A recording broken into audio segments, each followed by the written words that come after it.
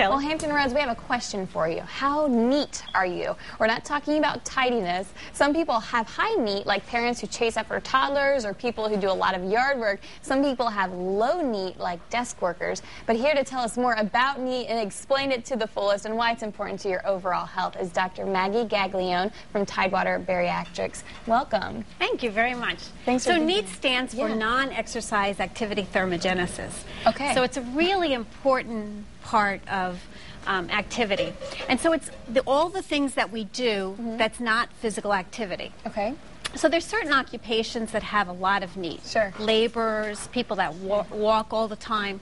But as you said, there's a lot of occupations that have no NEAT. Right. People that sit behind desks. Sure. Okay?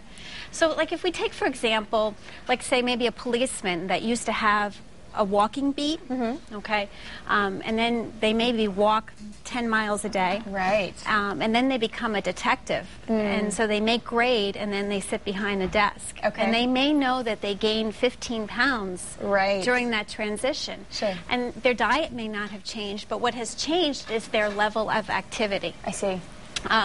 So that's a really important thing. And if we think about physical activity, we may exercise for 1 hour a day. Right. We sleep for 7. So that's 8. So it's 16 hours a day that we spend in NEAT. So you can include sleep in your NEAT? No. No, you do not. Right. Okay. 'Cause you're But it's so NEAT is really much more important than physical activity. Gotcha. Okay. I'm there.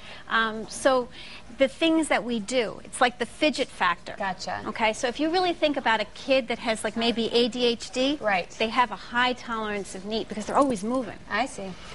So things that you could do to increase your NEAT in your daily life. Okay. Okay.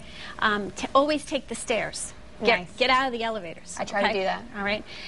If you have a job where you're behind a desk and you shoot everything via email to your secretary or Sure. to other people that you work for, Yeah. get up and walk it down the hall. Okay. If you use a bathroom that's 50 feet away, think about the bathroom that's on the 4th floor. Ooh, I like that and go one. upstairs and use that one. Yeah. Okay. If you're waiting for your kids at a soccer game or like to pick them up from dance recital and you're sitting, walk. Okay. If you're watching the kids at a soccer game, walk. Walk around. Instead of sitting down and doing it. If you're watching TV at night, every single commercial, get up and move. So it doesn't have to be some high intensity movement, just walking around Constantly works. move it. I mean, that's the important thing. I see. Okay.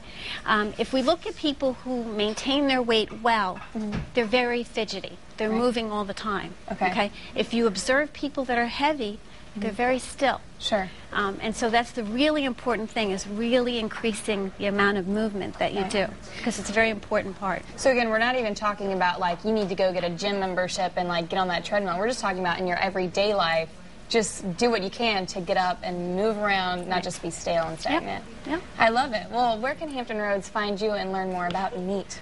Well, we're at www.tidewaters.com, and we're actually moving our office this weekend. For those that know of us, we're just going across the parking lot. Okay.